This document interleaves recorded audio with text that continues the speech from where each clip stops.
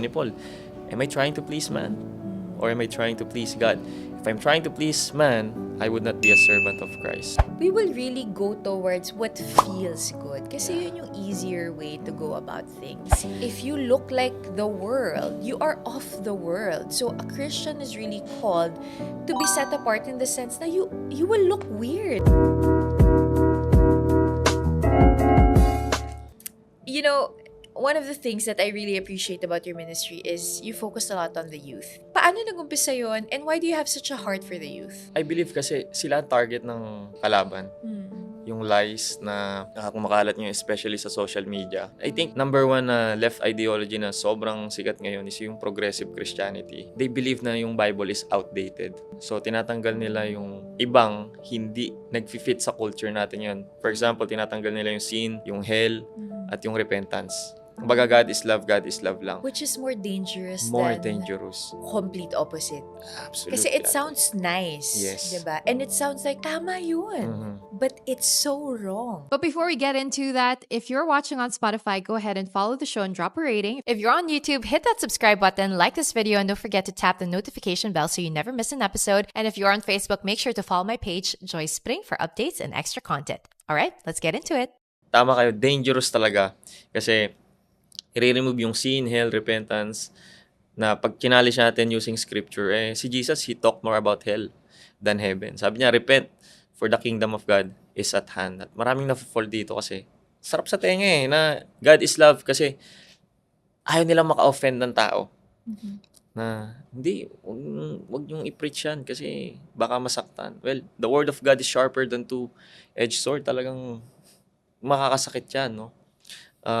Kahit gracious yung pagkaka-deliver mo ng truth, masakit talaga siya. So, yun po yung heart ko para sa youth. Ini-encourage ko rin sila na i-maximize nila yung resources nila, especially yung social media. Kasi, imagine, may 3,000 friends ka. Isang tap mo lang. Diba? Ang dami mo nang marireach. Nasa Amerika na yan, isang segundo pa lang. Yeah. Yung mga kasama po namin, mga missionary sila, nagta-travel sila around the world. Tapos ang audience lang nila, 50. Yeah. Tapos binigyan tayo ng Diyos ng tool ngayon, ng social media platforms. May 3,000, 4,000 friends ka. I-maximize natin. Kasi, tinawag tayo ni Lord na ilaw. Sabi niya, you are the light of the world. A city set on a hill cannot be hidden. Saan ba nagdiliwanag ang ilaw? Sa kadiliman. And I believe one of the darkest place right now is social media. Many false teachers, deceiving teachings, nandito na. So, dapat dun din tayo nag-iilaw sa social media. At I believe God created this platform as a tool. Yes, nagagamit siya ni Satan to deceive people, to distract us, mga believers. Kasi minsan, mga believers ay nag-aaway-aaway sa social media. Oo nga, nagka-cancelan online. Yeah, di ba? Parang, but we must use it to advance the kingdom, spread the gospel through the Great Commission po. Yeah. Amazing. You know, every time naririnig ko yan yung, hindi, dapat love lang si God. I always ask this question, so what was the point of Jesus dying on the cross? When our faith is so rooted in that, of Christ coming into the world, putting on flesh, living a perfect life, dying on the cross, and then rising again on the third day, what was the whole point of that? Kung ang belief system mo ay hindi, love lang talaga si God, all accepting, tolerant, etc., etc. But I say this with so much compassion for our youth today because it still goes back to us being created to worship. We have been created to worship God, right? We have been created for Himself. And I think kapag wala nung proper context na yun or theology na yun, we will really go towards what feels good. Kasi yun yung easier way to go about things. How do you encourage the younger people now? Kasi sometimes, oftentimes, I get these messages, lalo na ngayon dahil ang daming mga issues sa social media, di ba? Ang daming mga nagka-cancel, nagbabash. Laging tinatanong sa akin, paano ko ba gagawin to, ate? I'm so scared of losing friends. But I want to stand firm in my faith. How can we encourage them. Lagi ko kasi sinasabi, si Jesus nga, sabi niya, di ba, kapag pinersecute ka, dapat ready ka kasi if they persecuted your master, what more you? And yung warning niya sa John, di ba? Ano yung warning ni Jesus? If you look like the world, you are of the world. So a Christian is really called to be set apart in the sense na you will look weird. Like kailangan Yeah, ready ka I na agree. doon na hindi ka talaga in. I'm sorry, hindi ka talaga pasok Totoo. sa culture. And if people in the world are celebrating you and pasok na pasok ka sa kultura nila, you have to start asking why. Mhm. If the gospel that you believe in, the gospel that you're preaching is actually true. But I ask this with so much compassion for our youth today because when you're young, it's really hard to just hear that and say like I will love God more than my friends and my peers because at that point in your life, there's really this pull to I want to belong. I want to have Mm. friends. I don't want to be canceled. I don't want to be ostracized. But then the Christian life is exactly that. Diba? Mm. It is being set apart. And sometimes that means being ostracized as Yeah. well. How do we encourage the youth? I agree ate, no? Sabi sa Bible, if you love the world, the love of the Father It's is not not you. in you. And totoo na magiging alien talaga tayo sa paningin ng mundo eh. Kasi yung citizenship natin, hindi naman dito sa earth eh. Nasa langit eh. So, I always encourage them na go back to scripture. You know? Kasi doon tayo mareremind ng identity natin eh. Yeah. Sino ba tayo kay Christ? Sabi sa John 1:12, anak tayo ng Diyos. Those who believe in Him, He gave the right to become children of God. At kung anak ka na ng Diyos, ano pang purpose mo dito sa mundong to? Is to worship Him, to do anything, to glorify His name, not to please people. Sabi ni Paul, am I trying to please man? Or am I trying to please God? If I'm trying to please man, I would not be a servant of Christ. So always go back to scripture kasi araw-araw marami tayong kinukonsume. And isa na doon na kailangan belong ka, ganito yung gawin mo. But if you go back to scripture, which is very, very simple answer. Yeah. Pero sobrang hirap gawin na araw-araw tayo maging rooted sa Word of God. Kasi yun naman ang sinabi ng Diyos eh. Meditate on it day and night. Kasi there's so many lies in this world. Diba? But sabi sa Matthew 4:4, man shall not live by bread alone, but by every word that comes from the mouth of God. So always go back to the scripture kasi doon tayo tinatapik ni Lord na, anak, taga-mundo ka, pero hindi ka belong sa mundo. Anak kita, so kailangan lahat ng ginagawa mo align sa kalooban ko. Paano natin malalaman kung kalooban ng Diyos? Through His words. Doon lang po tayo mareremind palagi. So, napakasimple po ng sinasabi ko lagi sa kanila. Stay rooted in the Word of God. And since we're talking about that already, yung spiritual discipline na yun, no? Ano ba yung mga pwedeng gawin? Siguro I'll ask a practical question now kasi ang dami mga nanonood dito sa podcast ng mga, yun nga, students sila or younger generation sila. And you know, oftentimes now naririnig natin yung the Filipino youth, I'm spiritual pero I'm not religious. Laging ganyan.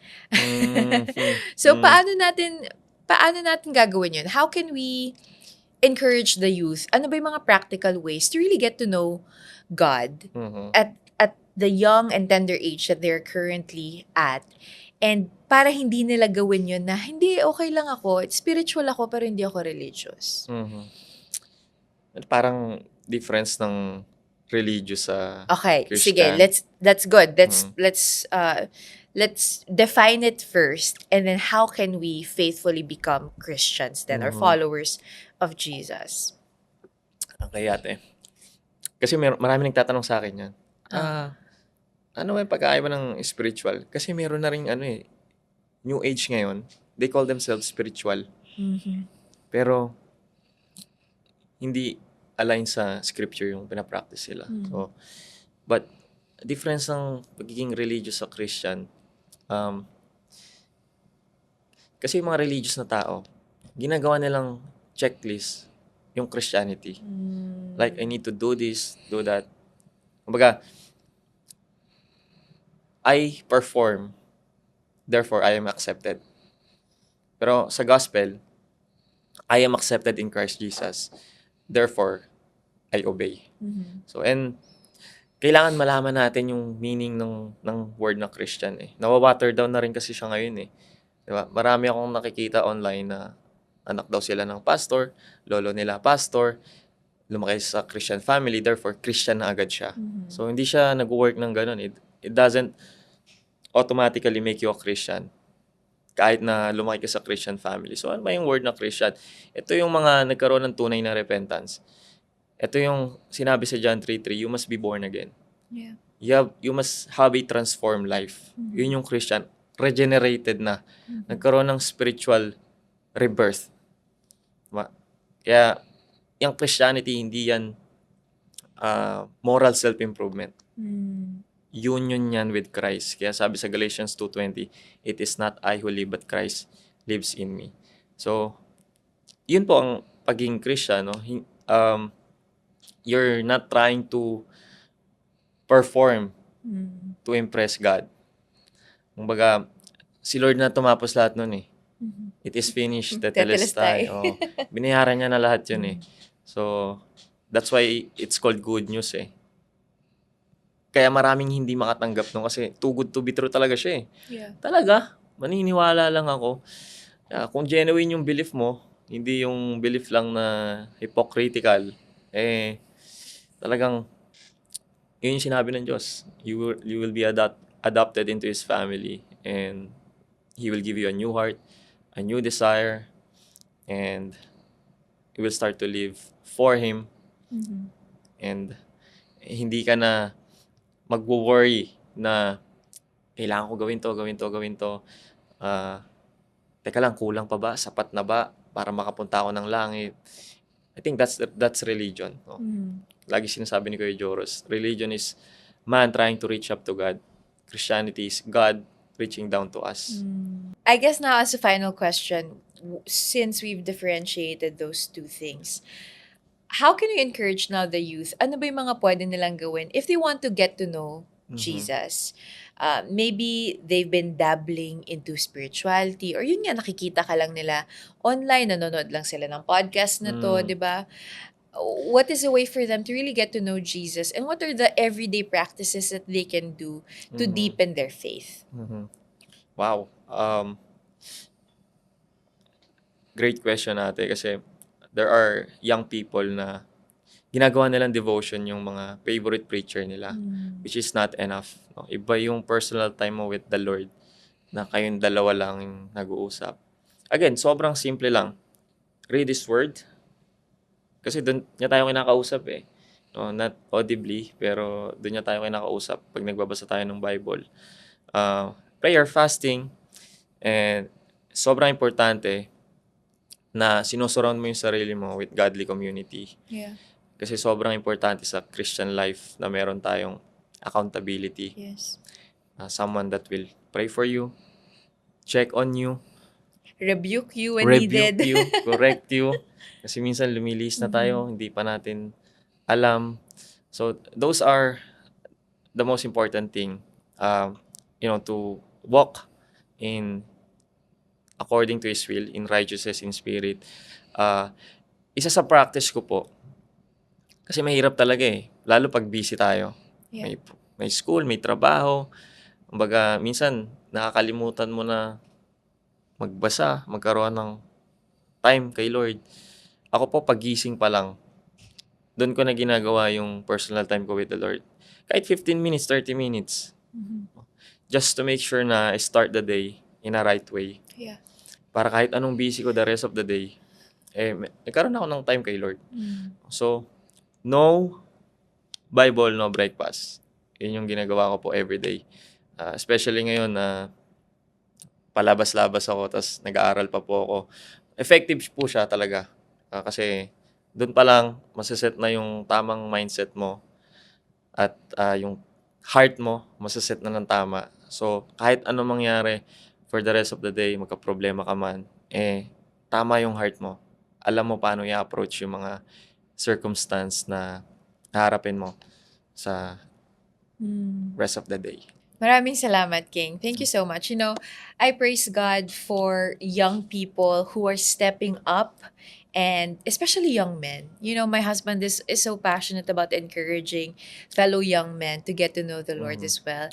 Your story is very similar to his in that ako yung Christian when we got to know each other, and that's a boundary that I set. I said hindi ka pwedeng manligaw sa akin unless you get to know Jesus Oo. first.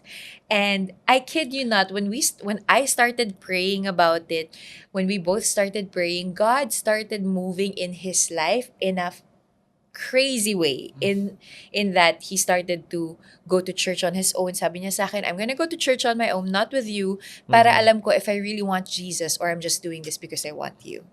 That's the first one.